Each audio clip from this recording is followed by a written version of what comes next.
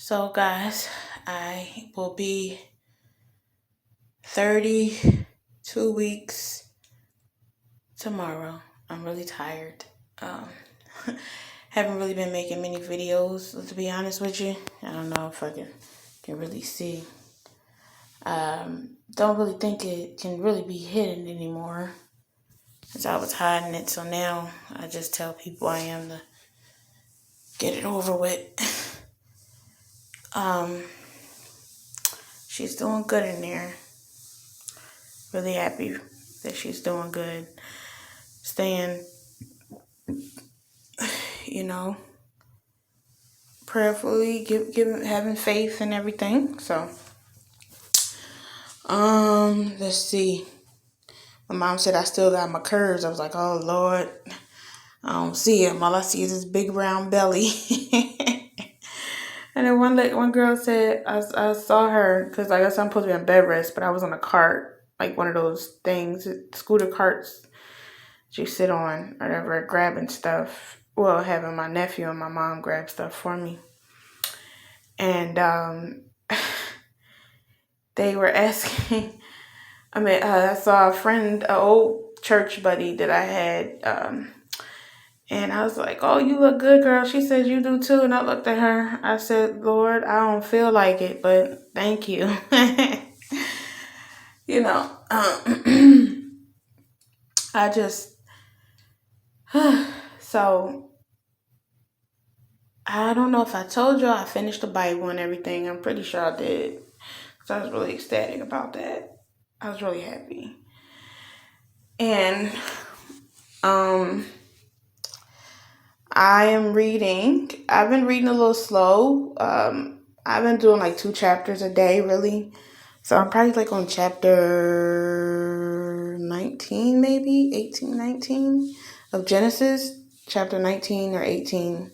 When you do like 2 chapters a day, some days I'll end up missing by accident. It's not on purpose. It's like I'm too tired to go out to my car because I keep my Bible in my car because it's something to read when I'm in a car, or I take with me when I'm here at work or whatever, and I'll read it here.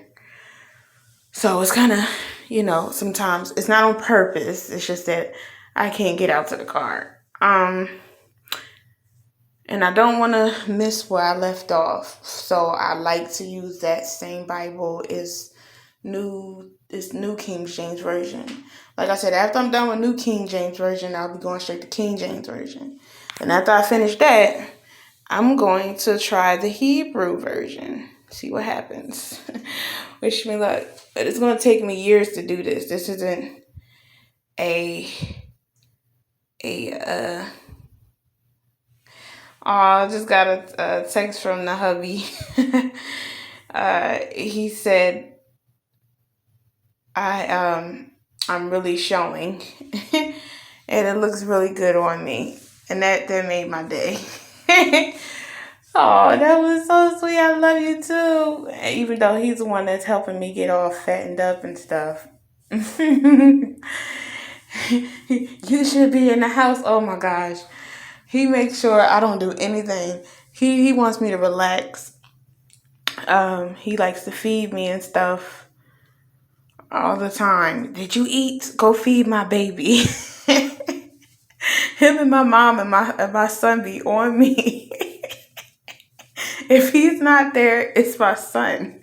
And if I'm with my mom, it's my mom. They're on me, like really on me. It's so cute. But back to what I was saying. That's where I'm at, Genesis. I'm reading about the faith of Abraham. And again, I tell people that you have to pray over certain spirits just over you. Now, I haven't had any spirits over me, but again, I wake up praying all the time. Go to sleep praying. Whenever I can, I pray. And before sermons, before I read, after I read, that type of thing. And, I just got a good reminder of keeping the faith. I'm still keeping my faith. Of course, I'm in a part where I'm reading about Abraham. It's a lot about Abraham. I just passed the part where it was Abram, and then they turned it to Abraham.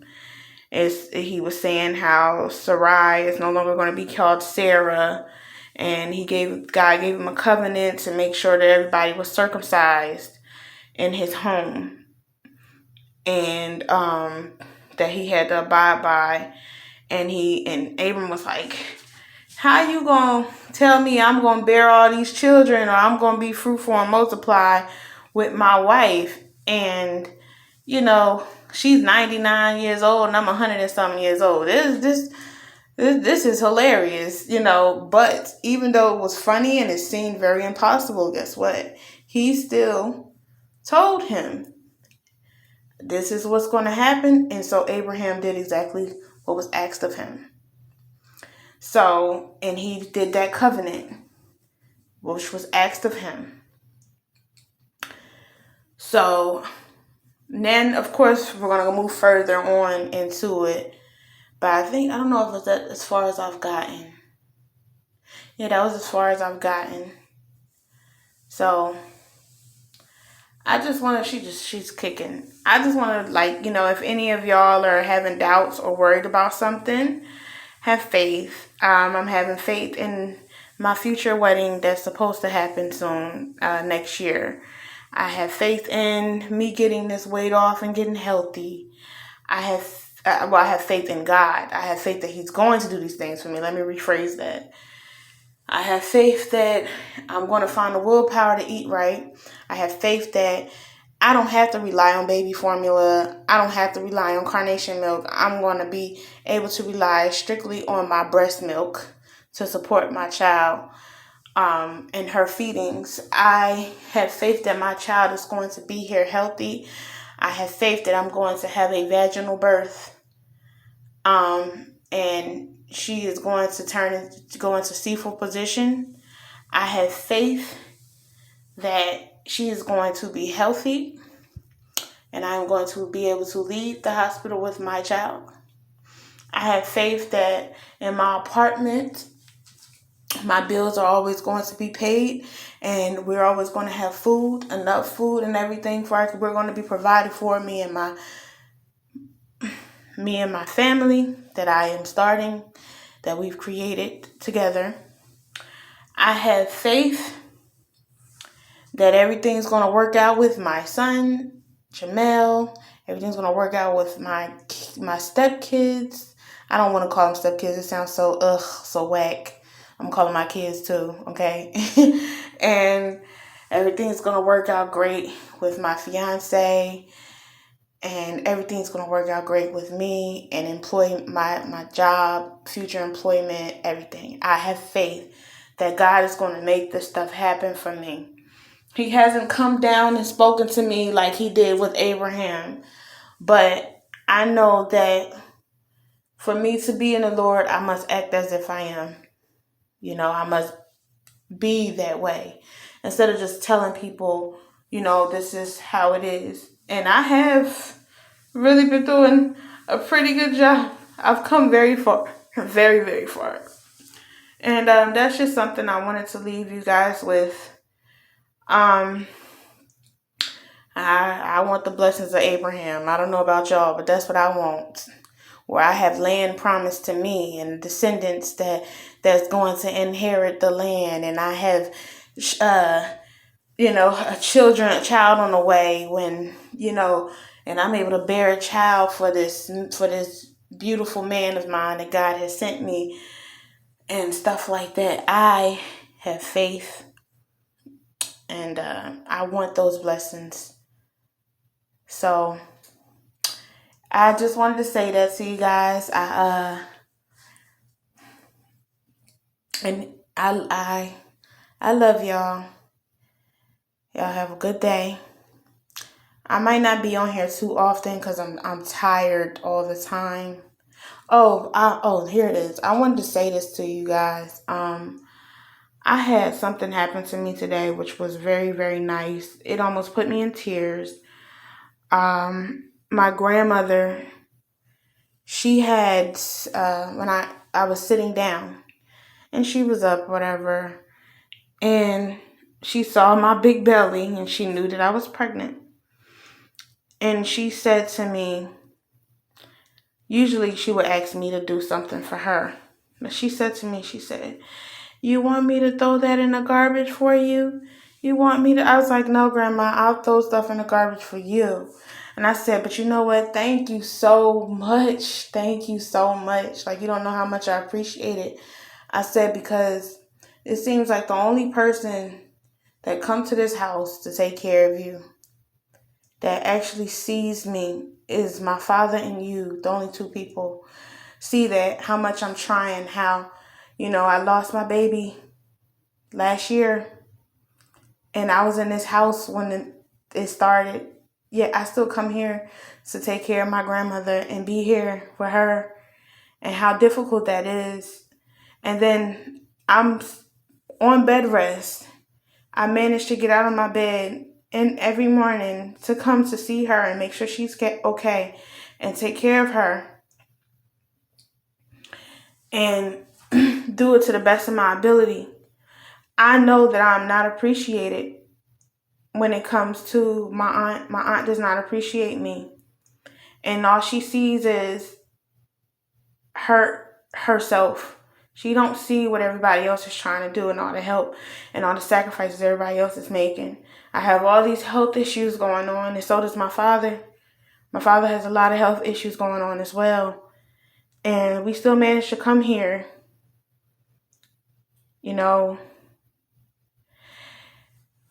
I'm not appreciated. Sometimes I know she looks down on us. It's like we're always the last people she call, but we're always the first people to show up. I hope that makes sense. And it really hurts. So when my grandmother looked at me and saw that I'm the one that need help this time, it just almost brought me to tears. So I'm just like, wow, you see me. You see me really trying. You see me. You see how much I love you. You see why I'm here. You see the sacrifices I'm making. I could be at home with my feet kicked up, especially today on Memorial Day. It's a holiday. Not many days after my birthday, I could have done all of these things, but yet I am here to make sure you're okay. And you had asked me if I needed something for you.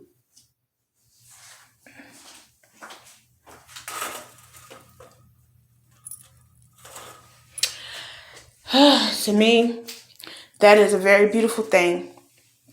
And I don't take moments like that for granted at all. Make sure she's sitting down. Yeah. I don't take things like that for granted at all, because it just made my day. It really did. Almost put me to tears.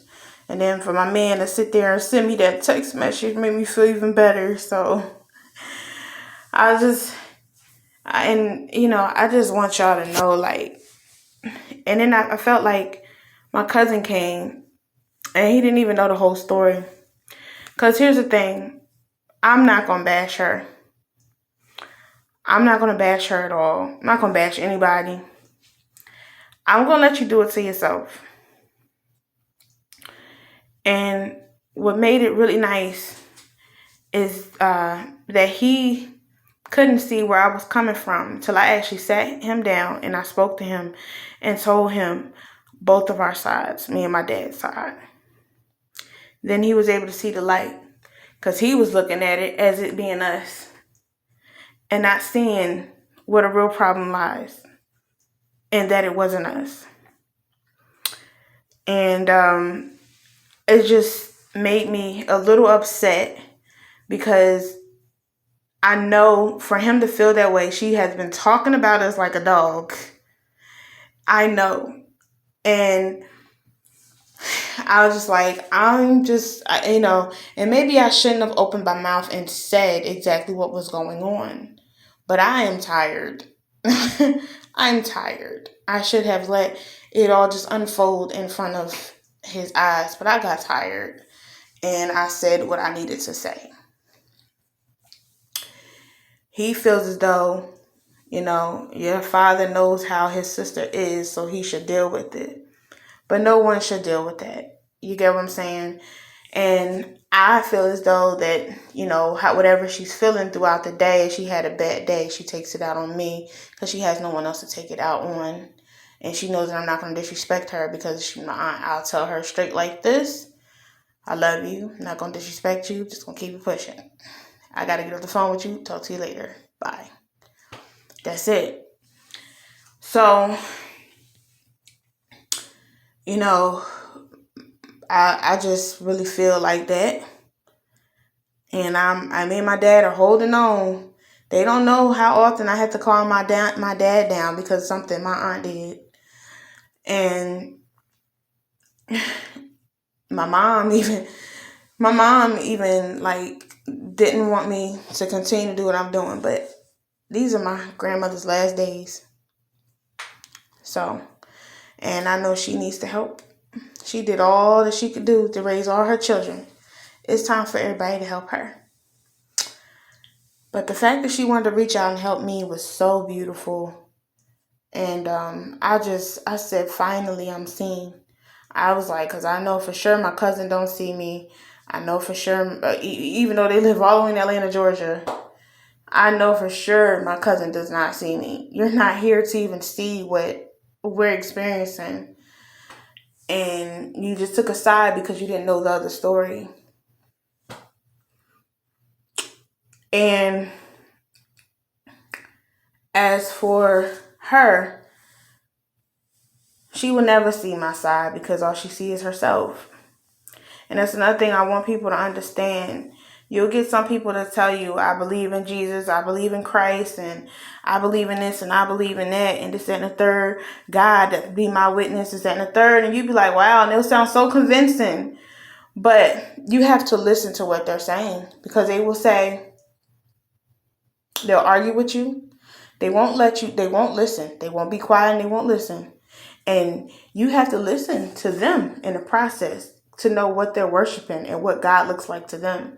Because they'll say stuff like, I'm a prideful woman. I'm a prideful person. I am proud. I'm a proud person.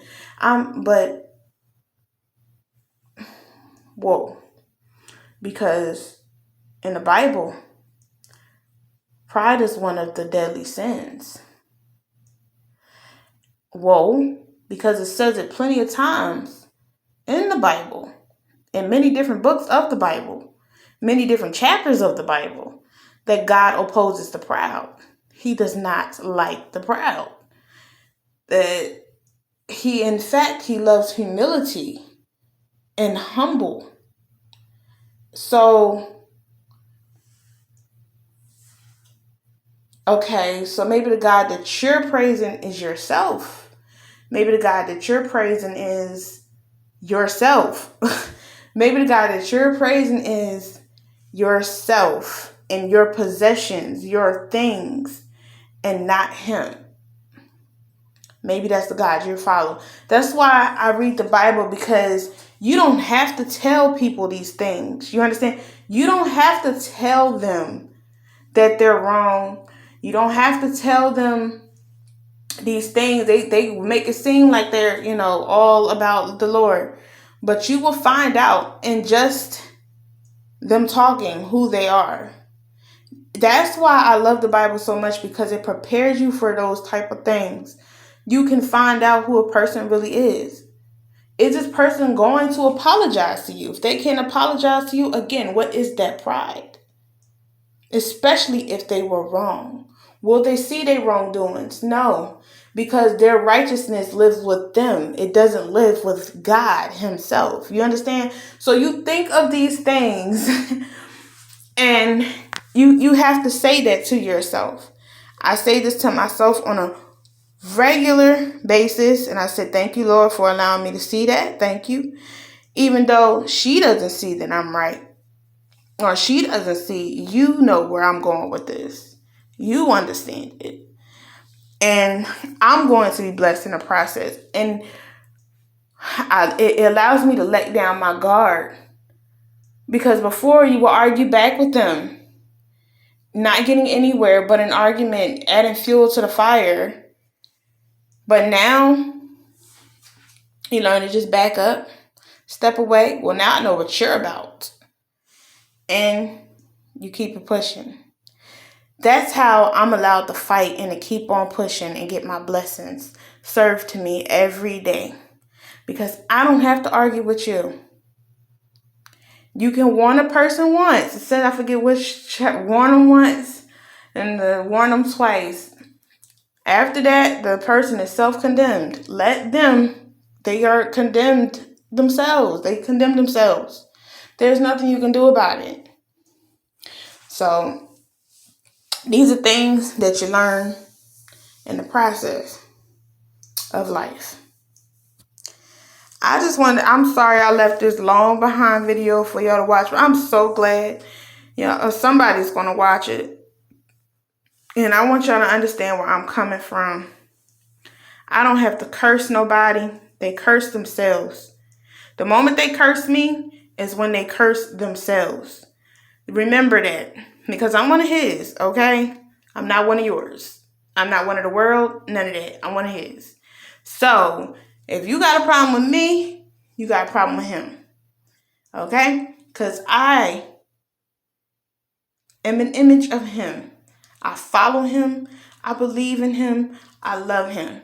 So, I'm one of his. That's what my man says to me all the time when we start arguing. I'm one of his, okay? And you gonna quit messing with me. But vengeance is not mine. So I'm not gonna plot revenge. I'm just gonna keep on doing what I need to do. And you may not see it, but somebody else is gonna see it. God is gonna see it. And I know what I'm doing.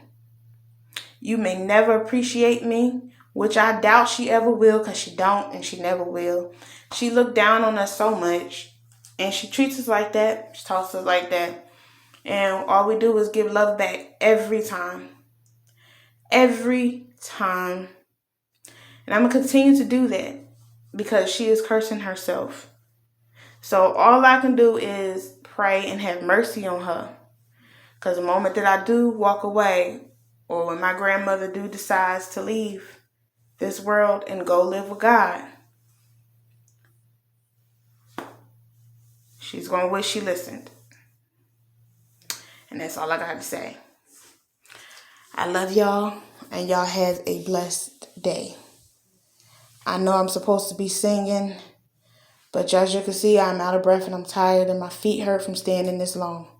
So have a good day. Bye-bye.